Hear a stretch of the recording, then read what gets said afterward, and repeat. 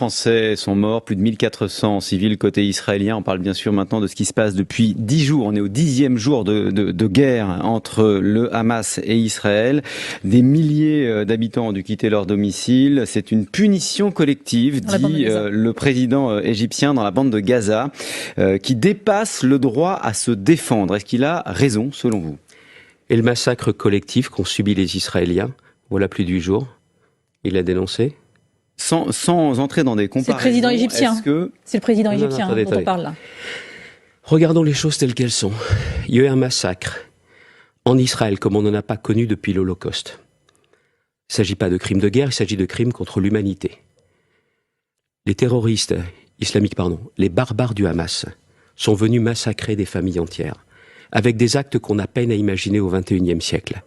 Aujourd'hui, la sécurité d'Israël, la sécurité des Israéliens passe par l'élimination du Hamas. Mais ça justifie la mort de milliers de Palestiniens, de civils palestiniens ? La première des choses, c'est que Israël a indiqué qu'avant de procéder à cette attaque, il demandait aux civils d'évacuer. Mais vous savez bien que c'est impossible. Ils ne pouvaient pas partir. Écoutez, il y en a déjà qui sont partis, mais vous ne dites pas aussi que les terroristes du Hamas se cachent des hôpitaux, se cachent des écoles, et qu'ils se servent de la population à Gaza comme d'un bouclier humain. Ils savent exactement ce qu'ils ont fait. Ils tendent un piège, pardonnez-moi, avec ces questions dans lesquelles vous êtes en train de tomber. Il y a eu un massacre sans nom, comme on ne pensait pas en revivre aujourd'hui au XXIe siècle. On ne pensait pas. Et pourtant, c'est ce qui se produit. Et là, aujourd'hui, je le dis, il faut laisser Israël éliminer le Hamas. C'est l'intérêt d'Israël, c'est aussi... Et vous voyez bien que dans les faits, Xavier Bertrand a éliminé le Hamas, c'est aussi tuer des milliers de civils palestiniens. C'est pour ça qu'Israël n'a pas déclenché son offensive dès maintenant. Et vous me parlez de l'Égypte.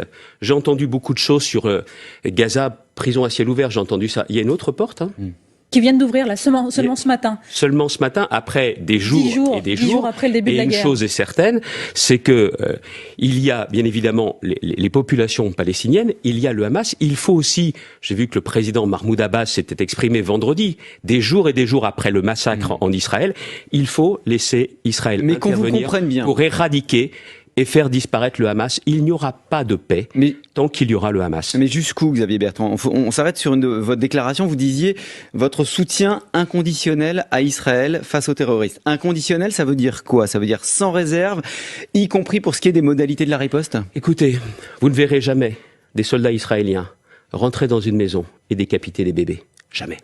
Mais il y a des morts civiles.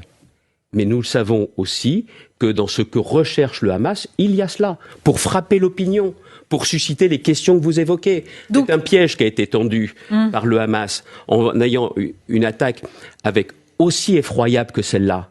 Et pour derrière aussi dire regardez ce qui nous arrive. Non, les Palestiniens doivent se désolidariser du Hamas.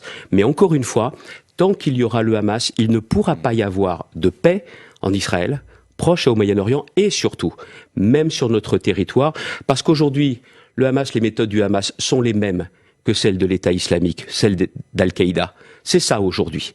On a voulu à chaque fois éradiquer le terrorisme islamique, alors il faut le faire avec le Hamas. Xavier Bertrand, président de la région Hauts-de-France, invité du 8. Ce week-end, l'Union européenne a décidé de débloquer une aide d'urgence de 75 millions d'euros pour la population de la bande de Gaza. C'est ce qu'il fallait faire ? Si on était sûr que ça ne permettait pas au Hamas d'acheter des armes, oui. Moi, je suis pour qu'on suspende toute aide tant qu'on n'a pas clairement la confirmation qu'aucun euro ne sert à acheter des armes par le Hamas et pour le Hamas. Mais prendre cette décision-là, c'est pas enfoncer la population gazaoui dans une crise humanitaire. C'est le Hamas qui l'a plongé dans cette situation. C'est le Hamas qui se sert d'elle comme d'un bouclier humain. C'est ça la réalité des choses.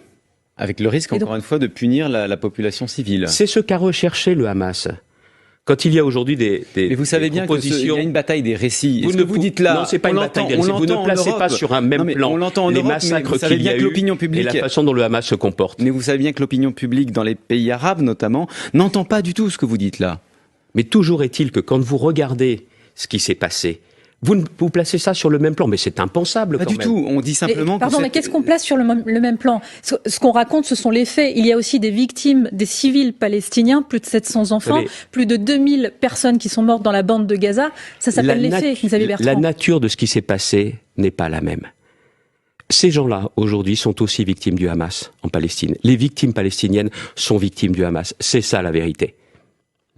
L'Iran, c'est important, assure, je cite, que personne ne peut garantir le contrôle de la situation et la perspective d'un élargissement du conflit si Israël envahit Gaza. Comment est-ce qu'on arrête l'engrenage? Écoutez, l'Iran, déjà par nature, est un ennemi de la paix.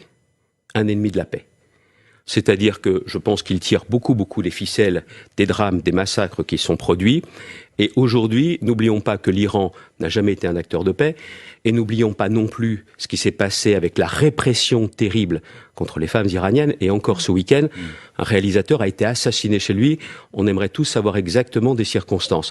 Donc vous ne pouvez accorder aucun crédit à ce que dit l'Iran, à ce que pense l'Iran officiellement. Aucun. En France, les manifestations en soutien aux Palestiniens sont interdites. Est-ce que vous trouvez ça normal? Tout à fait normal. C'est pas une entrave à la liberté d'expression, au droit de manifester? Écoutez, si on va même plus loin, ces manifestations visent d'une certaine façon à se satisfaire ou à reprendre l'apologie du terrorisme, parce que ce qui s'est passé, c'est effectivement du terrorisme islamique, et le gouvernement a totalement raison, et les préfets également, d'appliquer avec la plus grande rigueur cette interdiction de manifester.